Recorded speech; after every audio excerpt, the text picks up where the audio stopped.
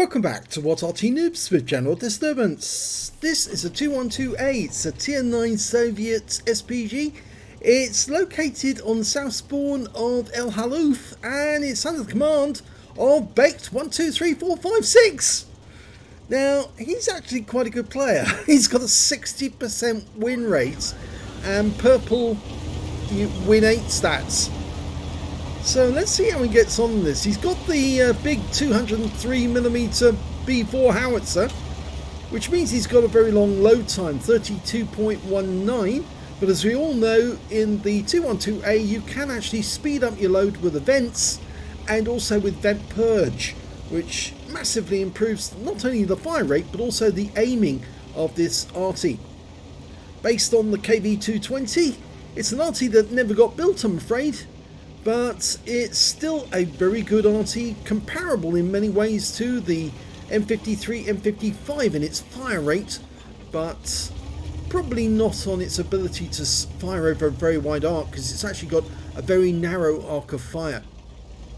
Okay, his first target is a T54 lightweight down in the valley, who's trying to engage our T54 lightweight, lining him up, rounds out. Oh, one shot kill, 321 hit points, and he gets the first kill of the game, and he immediately changes position. That was a really good shot, that was. He lined it up perfectly. He knew exactly where the T54 lightweight was headed, and he just let the shell go straight down into his path. He drove straight into it, and that was the end of his game. Okay, he's loaded. But the only target it looks like he can hit is that Emil. He's looking for another target slightly easier to hit and slightly better. There's a Borsig somewhere up on that little hill. He's looking for him at the moment. I think the Borsig's trying to get the T54 lightweight, who's making his way up on top of the hill right now.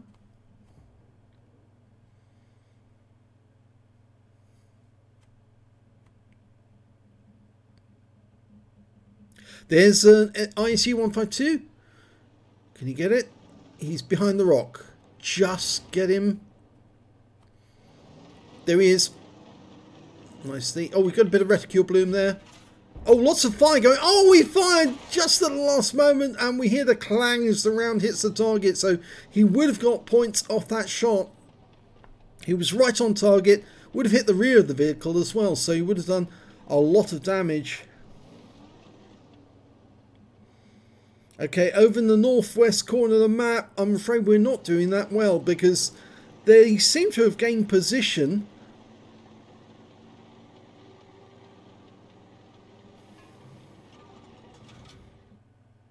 Okay, I think he's noticed that now. Yeah, a lot of enemy tanks on the move. Okay, he's lining up for one of them. The AT7 disappears. I think he's going to go for the T29. Oh, stops suddenly. Mid-track, he stops, and I think the shell landed in front of him, or slightly off to one side of him. Oh, that's sad. Missed out on an opportunity there, but we do have some more enemy tanks that we can kill.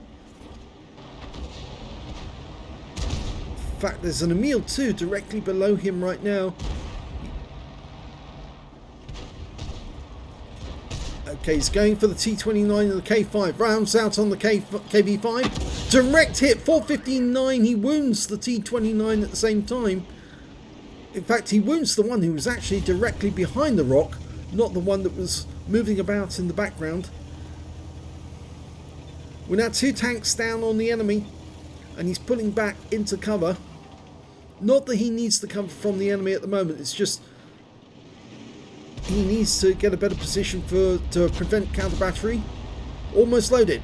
Going for the KV5 again. Rounds out. And a direct hit for 538 this time. 3 tanks down on the enemy now.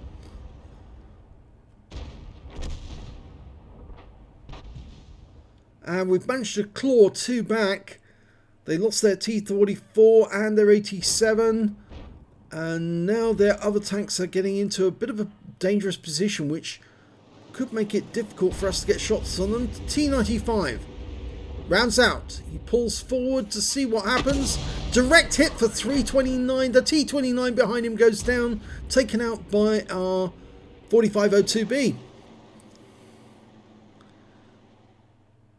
Now, we did lose the guy who's in that pass, taken out by the T29, unfortunately. Oh, enemy Arty's been spotted. But we're going after the Borsig. We're almost loaded. Line up the shot on the Borsig. Fires the round in and... yeah, nice hit. 486. He's killed by the Wizzy. Or is it? No, it's the Scorpion who got him. But now the Super Hellcat is vulnerable. Yeah, by ignoring the Arty, which was the easy kill, he's now freed both the Scorpion and the Wizzy 131 to take out the Arty. But we've lost all of our defenders in the northwest corner, and now the enemy is free to try and get to our cap. The only defender we've got is a Stirring Mill, and we're being joined by the M12 that was down near the cap area. So we're relying on those light tanks and the Scorpion to intercept the enemy if they're going back to their own cap. Excuse me. It's very likely they will try to return to their cap, because I think they will realise that if they've got two light tanks over the other side, they could do a fast cap. And that could put a huge amount of pressure on the enemy. And here comes one of the enemy right now. It's the T29. He's dialing in. Not going to be fully dialed in before he comes out the other side of that building. Having to adjust his position to get a shot on target, and that's caused a bit of reticule bloom. But he's lined up now. Fires a blind shot in, gets a direct hit. Yes, firing over that ridgeline can actually be difficult sometimes. And a Centurion has actually come up the cliff edge and is now behind the Stirring Mill. And that's going to put pressure on the Stirring Mill.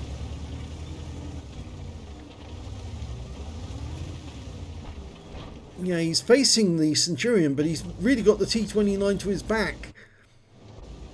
And the T29 knows this and is approaching him. We're almost loaded. Lining up a shot. Good shot, right into the side. 354, excellent shot. Up to 2.5k damage already recorded. Just got to get this reload through so we can get another shot in. Stirring Mill's on his last legs. One shot from the T29 and he's out the game. And that'll just leave the M12 and the 212 to defend. Oh, T29 just took a big hit. And I think it was from the Stirring Mill. It could have been the M12 though. Did a shotgun. We're firing around at the KV5. Our Scorpion and Wizzy 131 are still over there, but there's only two enemy left now that they've killed, the T29 and the Centurion. But they can't cap, not while those two guys are over there. So they must have split their forces up. Some were coming this way, some were going the other way.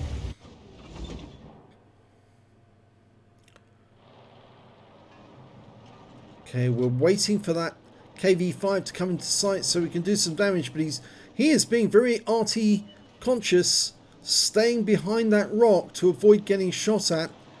And the Wizzy 131 is in position. He spots him and right on his engine deck, he got a fire and the KV5 went up. He was killed by the M12. So a bit of coordinated firing there. Unfortunately, the Scorpion is now trapped in that little alcove, but the T95 is not looking at him. He's looking the other way. So he can pop round the corner and put a round into the side of the T95, then pull back. Oh, didn't work. But that's distracted the T95. He's coming this way. We can put an Arty round into him. That's the M12. Oh, reticule bloom at just the wrong moment. Here we go. Rounds out. Right into his side, 216. The Scorpion needs to get down that cliff edge now. Otherwise, he's going to get a new posterior. He's thinking about it, but he hasn't gone yet. That's the M12. I don't understand why the Scorpion hasn't moved. T95 can't move because he's tracked. Or has he fixed his tracks? Rounds out.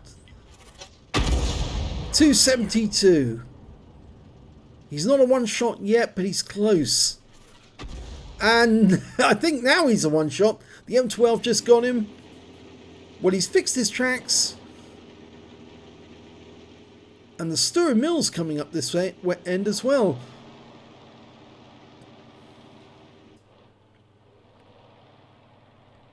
Almost loaded. Here we go. This could be for the game. Rounds out. Oh, it hits the rock face.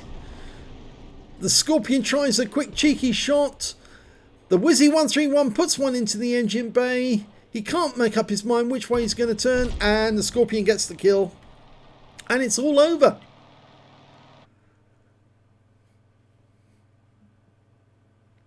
So 3486 is what's showing. Let's have a look at the end of battle stats and see how well Baked did. Well, he only got a second class tanker in that game, given the amount of damage he did. I thought that would have been higher, but a second class tanker it is in the 212A. He managed to get a Bruiser medal for getting at least 5 critical hits. He got 16.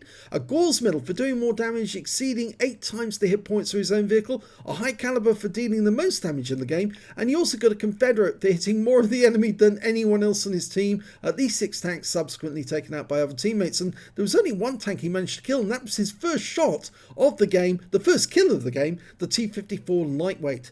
His win rate for that battle was 4,339. So let's have a look at the team score. Well, tis the highest damage, 4,307 hit points of damage in that one. The next highest scorer was that T-95, the guy last of the enemy alive, 3,664 to him. And after him, it was the Centurion one with 3,644.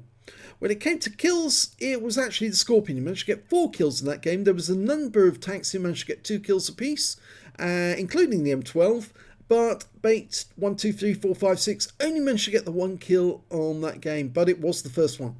When it came to base XP, it was the Wizzy 131 who did the best with 1,461.